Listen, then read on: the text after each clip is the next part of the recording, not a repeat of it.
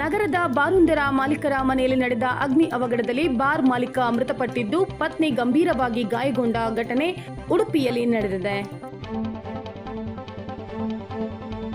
ಮನೆಯ ಬೆಡ್ರೂಮ್ನ AC blast ಆದ ಪರಿಣಾಮ ಗಂಭೀರ ಗಾಯಗೊಂಡಿದ್ದ ಶೆಟ್ಟಿ ಬಾರ್ ಅಂಡ್ ರೆಸ್ಟೋರೆಂಟ್ನ ಮಾಲೀಕ ರಮಾನಂದ ಶೆಟ್ಟಿ ಅವರು ಚಿಕಿತ್ಸೆ ಫಲಕಾರಿಯಾಗದೆ ಮಣಿಪಾಲ ಆಸ್ಪತ್ರೆಯಲ್ಲಿ ಕೊನೆಯುಸಿರೆಳೆದಿದ್ದಾರೆ. ರಮಾನಂದ್ ಅವರ ಪತ್ನಿ ಅಶ್ವಿನಿ ಅವರು ಗಂಭೀರವಾಗಿ ಗಾಯಗೊಂಡಿದ್ದು, ವೈದ್ಯರು ಚಿಕಿತ್ಸೆ ಮುಂದುವರೆಸಿದ್ದಾರೆ. ಅಗ್ನಿ ಅವಘಡದಲ್ಲಿ ಮನೆಯು ಸಂಪೂರ್ಣ ಸುಟ್ಟು ಕರಕಲಾಗಿದ್ದು, ಮನೆಯ ಮಹಡಿಯಲ್ಲಿದ್ದ ಮಕ್ಕಳಿಬ್ಬರು ಪಾರಾಗಿದ್ದಾರೆ. ಸ್ಥಳಕ್ಕೆ ಅಗ್ನಿಶಾಮಕ ದಳದ ಸಿಬ್ಬಂದಿಗಳು ಆಗಮಿಸಿ ರಕ್ಷಣಾ ಕಾರ್ಯದಲ್ಲಿ ತೊಡಗಿದ್ದಾರೆ.